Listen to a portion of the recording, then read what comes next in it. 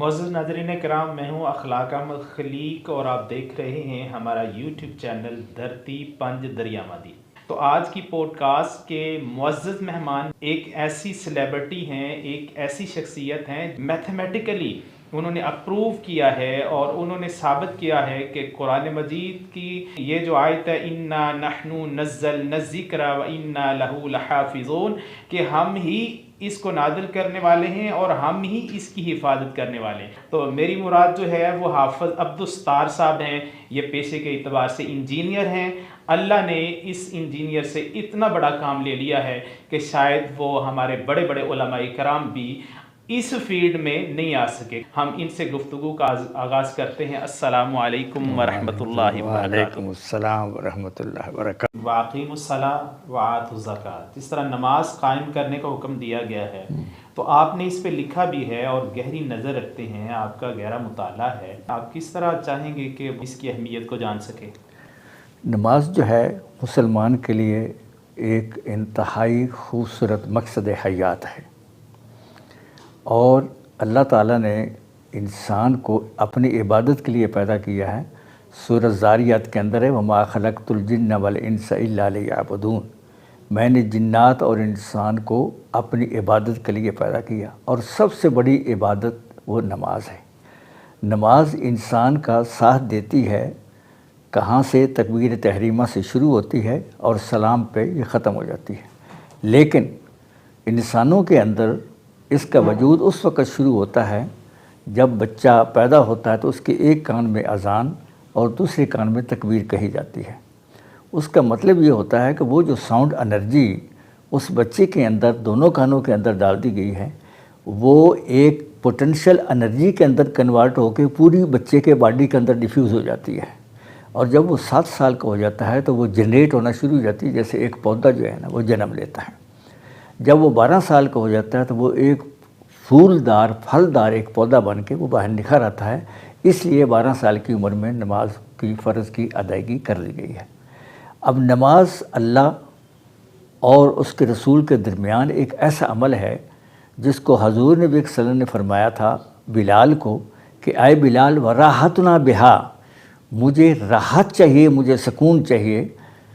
तो हज़रत बिलाल अज़ान पढ़ते थे और आप हजूर नबी सल्लल्लाहु अलैहि वसल्लम उस वक़्त नमाज की तैयारी जो है वो शुरू हो जाती थी। अब नमाज के अंदर कई सारी चीज़ें हैं, इसके अफ़आल हैं, इसके अरकान हैं, इसके कलाम है। हर कलाम जो है वो सुबहान अल्लाह पूरी नमाज के अंदर और इसकी अदायगी के अंदर 5 औकात की नमाज जो है वो इंसान की अदायगी करते करते वो सारे के सारे जो कलमात ज़बान से निकलता है, अक़ल उसका तर्जुमा करती है और दिल उसके ऊपर रिस्पॉन्स करता है। अब वो जितने भी लवाज़मात हैं वो सारे के सारे नमाज के जितने भी अल्फाज हैं वो इनफरादी मुनफरद तौर पे ऐसी हकीकत के साथ पिनहा हैं कि मैं आपको अगर इसकी हकीकत बयान करना शुरू कर तो हैरान और शुस्तर बनता रह जाएगा कि यार ये कैसे अल्लाह ताला ने नमाज का एक ऐसा रुझान मुसलमानों के अंदर एक तोहफ़ा है, एक गिफ्ट दिया है। और इसीलिए कहा गया कि अस्सलातु मिराजुल मोमिनीन। हज़ूर पाक ने फरमाया कुर्रतु ऐनी बिस्सलाह, नमाज मेरी आँखों की ठंडक है, मिफ्ताहुल जन्ना, और ये जन्नत की चाबी है। तो नमाज के बग़ैर इंसान की जो इनकारी होता है वो अपने आप को मुसलमान होने का और अपनी इंसानियत के नाते से वो अपनी तौहीन कर रहा है, वो इंसान नहीं है। ये ऐसा बड़ा नमाज का एक अमल है। अब नमाज के अंदर एक्चुअली ये होता क्या है कि ये मेराज कैसे है। मेराज ऐसे है कि जो इंसान अल्लाह ताला के सामने तकबीर तहरीमा के बाद जब इंसान की हथेली बिल्कुल किबला की तरफ होती है तो वो अल्लाह के सामने, और वहाँ से जो तजल्लियात इंसान के हार्ट के अंदर जाके रिफ़्लेक्ट होकर वापस बैतुल्लाह की तरफ जाती हैं। अब इसमें आप जो भी कलमात अदा करेंगे वो सारे के सारे 2 फिगर के साथ कनेक्टेड हैं। एक फिगर है 8 और एक फिगर है 5। 8 की फिगर वो है सूरत हक़ आयत नंबर 17 में, वयहमिलु अर्श रब्बिका फ़ौक़हुम यौमइज़िन समानिया, अल्लाह ताला के अर्श मुअल्ला को 8 फरिश्तों ने उठाया हुआ है। अब सुबहान अल्लाह, क्या करिश्मा कुरान है कि इस आयत के हरूफ का मजमुआ 26 बनता है, جو کہ 6 اور 2 8 ہے، اور آیت نمبر 17 ہے 7 اور 1 وہ بھی 8 بنتا ہے۔ اب اللہ اکبر جب ہم کہتے ہیں، جیسے تکبیر تحریمہ کہا گیا ہے، اللہ اکبر کہتے ہیں تو اللہ اکبر کے بھی 8 حروف ہیں، یعنی عرش انسان جو ہے نماز کی اہمیت کا یہاں سے اندازہ لگائیں کہ عرش معلیٰ پر اللہ تعالیٰ کے سائے کے نیچے ایک انسان فرش کے اوپر وہ 5 وقت کی نماز کی ادائیگی کر رہا ہے۔ اتنا بڑا اس کا اعزاز ہے اس نماز کا۔ اب نماز کے بے تحاشا سوشل میڈیکل بینیفٹس ہیں، سوشل بینیفٹس ہیں، انسان کو اپنا ذہنی اور روحانی اور جسمانی طور پہ جو راحت و سکون اس کو میسر آتا ہے، وہ مختلف انداز میں مختلف قسم کے طریقوں سے وہ بنائے گئے ہیں، وہ کیے گئے ہیں۔ آپ نے میتھمیٹیکلی بڑے اچھے انداز سے اس کو ڈسکرائب کیا ہے کہ نماز کی اہمیت کیا ہے۔ وہ بھی جو کتاب ہے آپ کی، وہ ہمارے ناظرین کو ذرا بتائیں کہ اس میں کیا لاجک پیش کیا آپ نے۔ نماز کے جتنے بھی افعال ہیں یا اس کے لوازمات ہیں یا اس نماز کی حرکات و سکنات ہیں، جس میں قیام ہے، رکوع ہے، سجود ہے، اتحیات ہے، یہ سارے کے سارے 2 حروف کے ساتھ کنیکٹڈ ہیں۔ پہلے میں نے عرض کیا ہے کہ ایک 8 ہے اور ایک 5 کا۔ ابھی میں نماز سے سٹارٹ کرتا ہوں کہ آپ اللہ اکبر جب تکبیر تحریمہ کہیں گے تو وہ 8 حروف اس کے بنتے ہیں اللہ اکبر کے۔ اس کے بعد آپ کیا پڑھتے ہیں؟ سبحانک اللہم ثنا پڑھتے ہیں۔ اب ثنا کے اندر بھی 5 اللہ تعالیٰ کی صفات ہیں ثنا کے اندر جو آپ پڑھتے ہیں۔ پھر اس کے بعد اس کے حروف کی تعداد بھی 53 بنتی ہے، جو کہ 5 اور 3 8 ہے۔ اب یہاں پہ 8 اور 5 کا کنیکشن ہے، یعنی اللہ تعالیٰ کی صفات 5 ہیں اور 8 اس کے حروف کی تعداد بنتی ہے۔ ثنا کے بعد آپ اعوذ باللہ من الشیطان الرجیم پڑھتے ہیں، اس کے حروف کی تعداد 23 بنتی ہے، 3 اور 2 یہ بھی 5 بنتے ہیں۔ اب یہاں پہ 8 اور 5 کا پوری نماز کے اندر ارکان الصلاۃ وہی 14، پوری نماز کے ارکان کتنے ہیں؟ وہ 14 ہیں، 14 ہیں ارکان نماز۔ اب 14 سے کیا مراد ہے؟ 4 اور 1 5، وہ بھی 5 ہے۔ نمازیں 5، نمازوں کا پورا کمپلیٹ جو پیکج ہے وہ 5 ہے، ایک نماز نہیں، 2 نہیں، 3 نہیں، 4 نہیں، پوری 5 ہیں تو اس کو ہم نماز کہیں گے۔ واقعی میں الصلاۃ کا مطلب یہی ہے کہ نماز کا قیام سے مراد ہے کہ اس کے اوقات، اس کی ترتیب، اس کی تمہید، اس کی ترتیب، اپنے آپ کو مکمل طور پہ مستغرق کر کے اللہ تعالیٰ کے سامنے کھڑے ہونا ہے اور اللہ تعالیٰ سے آپ نے گفت و شنید کرنی ہے، یہ ہے نماز کی اہمیت۔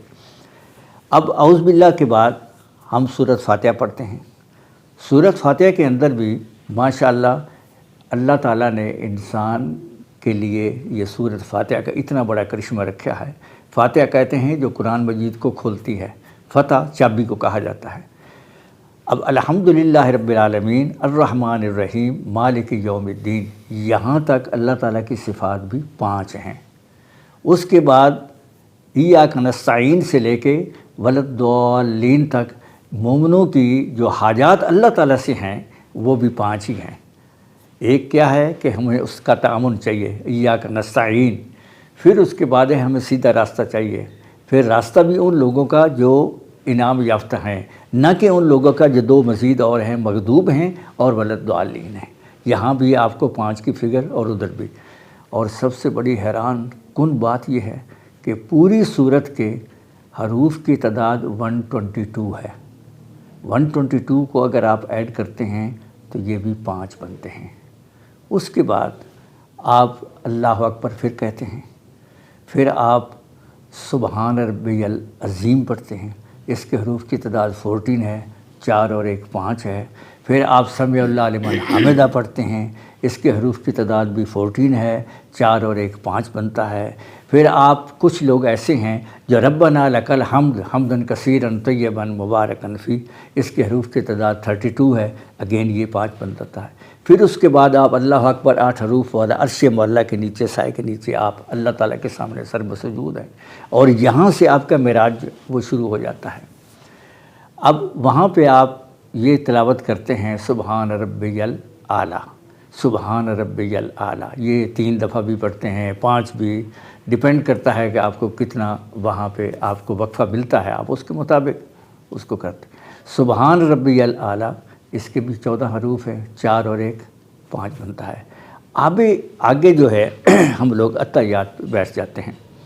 اب اتحیات میں ایکچولی یہ ایک معراج کا واقعہ شو ہوتا ہے۔ اتنا بڑا اللہ تعالیٰ نے انسان کو جو کہا گیا ہے نا کہ الصلاۃ معراج المومنین، نماز کے دوران حضور نبی صلی اللہ علیہ وسلم کا جو معراج ہوا اور اللہ کے اور اس کے رسول کے درمیان جو گفتگو شنید ہوئی، وہ بھی پورے کو پورا اسی 8 اور 5 کے حروف کے ساتھ آپس میں منطبق ہے۔ پھر آپ اس میں پڑھتے ہیں اشہد ان لا الہ الا اللہ و اشہد ان محمدً عبدہ و رسولہ۔ اشہد ان لا الہ الا اللہ کے حروف کی تعداد بھی 5 ہے، اور جو اللہ تعالیٰ کہتا ہے کہ التحیات للہ والصلوات، حضور پاک نے فرمایا التحیات للہ والصلوات والطیبات السلام علیک ایھا النبی، یہاں پر بھی حروف کی تعداد 8 بنتی ہے۔ اس کے بعد آپ درود پاک پڑھتے ہیں۔ اب درود پاک میں کیا ہے، ہم اس میں بھی 5 حاجات ہیں۔ وہ ہے اللہم صلی علی محمد وعلی آل محمد، 2 یہ ہو گئے۔ کما صلیت علی ابراہیم وعلی آل ابراہیم، 2 یہ ہو گئے۔ انک حمید مجید، یہاں اللہ کی تعریف ہے۔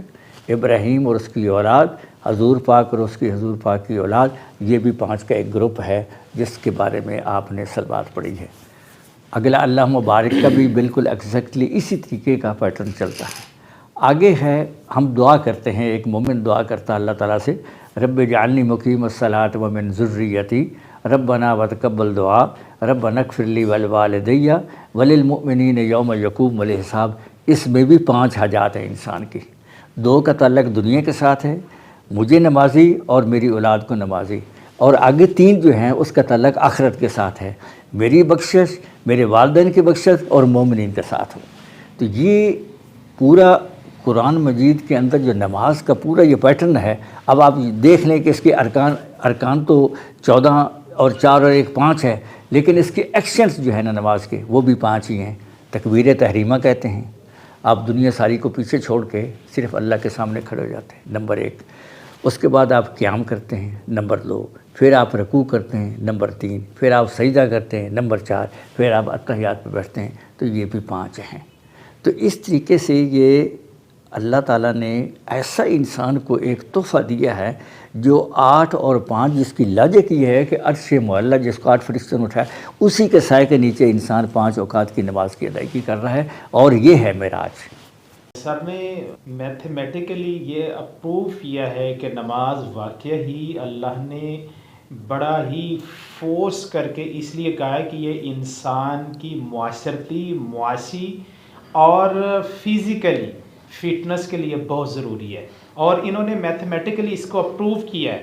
اور جس طرح انہوں نے 8 اور 5 کے ڈیجٹ کو لے کے اور پورا ایک سینیریو بیان کیا ہے کہ اوپر بھی اللہ کے فرشتے جو ہیں وہ اللہ کی حمد و ثنا بیان کر رہے ہیں وہ، اور نیچے زمین کے اوپر انسان جو ہے 5 وقت کی نماز ادا کرتا ہے، اور پھر ہر نماز میں میتھمیٹیکلی انہوں نے اپروو کیا ہے کہ ہر ایک رکن، جس طرح نماز ہے، نماز میں رکوع ہے، سجدہ ہے، اور پھر ہم دعائیں پڑھتے ہیں، وہ بھی اللہ نے بڑی ترتیب سے انسان کو دی ہیں۔ سسٹمیٹیکلی اور میتھمیٹیکلی ایک فارمولہ ہے۔ یقیناً انسان ان چیزوں کو نہیں سمجھتا، کیونکہ اللہ نے انسان کا علم جو ہے وہ محدود رکھا ہے، وہ خود لامحدود علم والی ہستی اور ذات ہے۔ نماز کے جو فزیکلی فوائد ہیں اور جو میڈیکلی فوائد ہیں وہ کیا ہیں، میتھمیٹیکلی بتانا ہے کہ نماز کے یہ میڈیکلی فوائد ہیں۔ نماز جو ہے ایک اسلامی یوگا ہے، یوگا ایک ایکسرسائز ہے۔ پوری نماز کے جتنے بھی اس کے افعال ہیں، جو اس کی حرکات و سکنات ہیں، اس کے اندر رکوع ہے، سجود ہے، قیام ہے، تحیات ہے، سلام ہے، کھڑے ہونا ہے، بیٹھنا ہے، یہ سارے کے سارے ایک میڈیکلی اللہ تعالیٰ نے اس انداز کے ساتھ نماز کے اندر وہ ڈال دیے ہیں کہ مثلا رکوع، سجدہ جو ہے، اب سجدہ ایک ایسا عمل ہے کہ جو انسان کی اگر 100 سال زندگی ہے اور 100 سال ہی اگر وہ سر اپنا نیچے 7 پارٹس آف دا باڈی اگر وہ نیچے نہیں لگائے گا تو وہ سجدہ نہیں ہوگا۔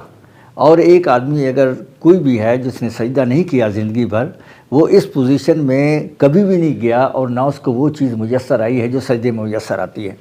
اب سجدے میں ہوتا کیا ہے کہ انسان کے باڈی کے 7 پارٹس، جس میں 2 ہاتھ ہیں، 2 گھٹنے ہیں اور 2 پاؤں ہیں، یہ 7 بنتے ہیں اور ایک انسان کی پیشانی۔ جب وہ زمین کے ساتھ ٹچ کرتا ہے تو زمین کی ایک گریویٹیشنل فورس ہوتی ہے جس کو اٹریکٹیو فورس کہا گیا جاتا ہے، وہ سب سے زیادہ سجدے کی ہی انڈیکیشن، سجدے کی حالت میں انسان کو میسر آتی ہے۔ اب اس میں ہوتا کیا ہے کہ انسان کی پنڈلیوں سے لے کے آکسیجن اور بلڈ میکسیمم انسان کے دماغ کو پہنچتا ہے، جو کسی بھی شکل میں انسان کے دماغ میں نہیں پہنچ سکتا۔ جو بھی پوزیشن ہو، لیٹ رہا ہے، بیٹھ رہا ہے، بھاگ دوڑ رہا ہے، چل رہا ہے، جب تک وہ سجدہ نہیں کرے گا اس کے دماغ کے اندر وہ آکسیجن کی میکسیمم کوانٹٹی اور بلڈ سب سے زیادہ جو ہے نا اس میں جاتا ہے۔ اب ایک انسان جب قیام کے لیے کھڑا ہوتا ہے تو قیام میں کھڑے ہونے کا 7 منٹس تک انسان کے پاؤں کے نیچے سے اس قسم کی ریز جنریٹ ہوتی ہیں جو سیدھی انسان کی پوری باڈی کے اندر انسان کے برین سیلز کو ایکٹیویٹ کر دیتی ہیں، اور یہ عمل صرف 7 منٹ یا 8 منٹ یا اس سے اور زیادہ جتنا بھی منٹ لگتے ہیں، بہرحال ایک صلاۃ کے قیام کے دوران جس میں آپ ثنا بھی پڑھ لیتے ہیں، جس میں آپ سورۃ فاتحہ بھی پڑھتے ہیں اور قرآن مجید کی کوئی اور سورت بھی پڑھتے ہیں، تو اس میں یہ چیز میسر آتی ہے۔